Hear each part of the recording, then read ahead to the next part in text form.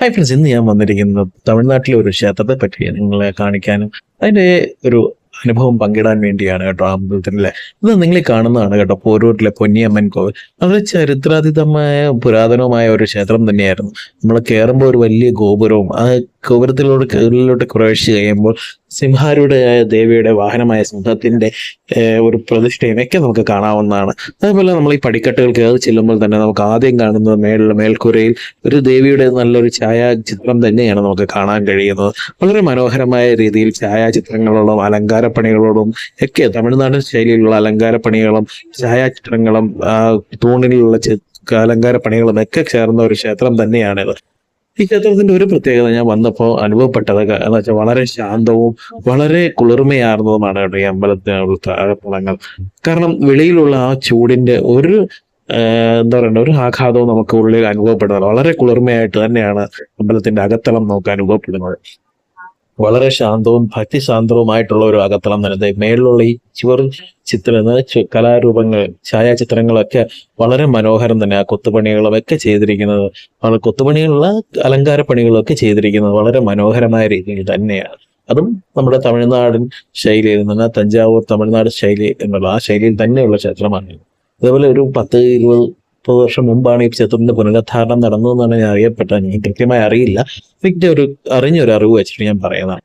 ഞാൻ പറഞ്ഞല്ലോ, ആ അമ്പലത്തിന് ചുറ്റും നമ്മൾ ആ പ്രധാന പ്രതിഷ്ഠ ഇരിക്കുന്ന അകത്തളത്തിന് ചുറ്റും പ്രധാന പ്രതിഷ്ഠ ഇരിക്കുന്നതിന് ചുറ്റും നമ്മളിങ്ങനെ സഞ്ചരിക്കുമ്പോൾ ഓരോ വ്യത്യസ്തമായ കാഴ്ചകളാണ് നമ്മൾ സ്വാഗതം ചെയ്യുന്നത്. കാരണം നേരെ ഈ കാണുന്ന വിശേഷ അവസരങ്ങളിൽ കത്തിക്കുന്ന ഒരു വിളക്ക് തന്നെയാണ്. ഈ വിളക്കൊക്കെ തന്നെ മനോഹരമായി തന്നെയാണ് അവിടെ ഈ ചില്ലു കൂട്ടിലിട്ട് സൂക്ഷിച്ചു വെച്ചിരിക്കുന്നത്. അതേപോലെ ദേവിയുടെ ഒരു രഥവും ഇവിടെ ഉണ്ട്. അത് നമുക്ക് കുറച്ചു നേരത്തിനുള്ളിൽ കാണാം. ഈ ക്ഷേത്രത്തിന്റെ ശാന്തതയും എന്താ പറയണ്ടേ ആ ഒരു ഭക്തിസാന്ദ്രമായ അറ്റ്മോസ്ഫിയറും ഒക്കെ വളരെ നന്നായിട്ട് തന്നെ ആകർഷിച്ചു കേട്ടോ. നമുക്കൊരു എന്താ പറയണ്ട ഭക്തിസാന്ദ്രമായ ഒരു രീതിയിലിരിക്കണ പറ്റിയ ഒരു ശാന്തതയും ആ ഭക്തിയുടെ നിറകുടം എന്ന് വേണമെങ്കിൽ പറയാൻ പറ്റും. ഭക്തിയുടെ അറ്റ്മോസ്ഫിയറിന്റെ നിറകുടമായിട്ടുള്ള ഒരു ക്ഷേത്രം തന്നെയായിരുന്നു അത്. ആ ഒരു കുളിർമയൊക്കെ കൂടെ നമ്മളൊരു ഭക്തിശാന്തമായ രീതിയിലോട്ട് തന്നെ ഇതാണ് ഞാൻ പറഞ്ഞ വിശേഷ അവസരങ്ങളിൽ ദേവിക്ക് ഉപയോഗിക്കുന്ന രഥവും തേര് ആണ് കേട്ടോ, രഥമാണത്. അപ്പൊ ഈ രഥമൊക്കെ അവര് ഭംഗിയാർന്ന രീതിയിൽ തന്നെയാണ് ചില്ലുകൂട്ടിൽ സൂക്ഷിച്ചു വെച്ചിരിക്കുന്നത്. ഒരു ചില്ലുകൂട്ടിലിട്ട് സൂക്ഷിച്ചു വെച്ചിരിക്കുകയാണ്, വലിയൊരു ചില്ലുകൂട്ട്. അതേപോലെ ഇവിടെ പൂജ, നവരാത്രി മഹോത്സവം ഒക്കെ വളരെ ഭംഗിയാണ്.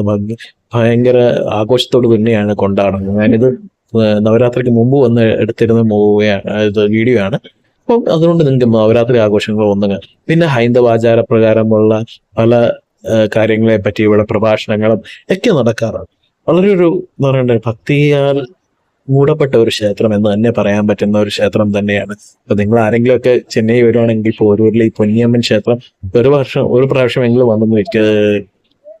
വന്ന് ദർശനം നടത്തിയിട്ട് പോകുന്നത് വളരെ നന്നായിരിക്കും. ഇത് അതേപോലെ ഭക്തി മയമായ ഒരു കൂട്ടായ്മയുടെ അവരുടെ എന്തൊരു സത്യപ്രതിജ്ഞയോ അവരുടെ ഒരു ഇത് നടക്കുകയാണ്. അപ്പൊ ഞാൻ അവിടെ ചെന്നപ്പോൾ അത് ഉണ്ടായിരുന്നു. അപ്പൊ അതും ജസ്റ്റ് ഒരു വീഡിയോയിൽ ഇൻക്ലൂഡ് ആയെന്ന് കേട്ടോ. ദേവിയുടെ നിങ്ങളും എന്തായാലും ഈ ക്ഷേത്രത്തിൽ ഒരു വർഷം വന്ന് ദർശനം നടത്തുമെന്ന് പ്രതീക്ഷയോടെ ഞാൻ എന്റെ വീഡിയോ നടത്തും.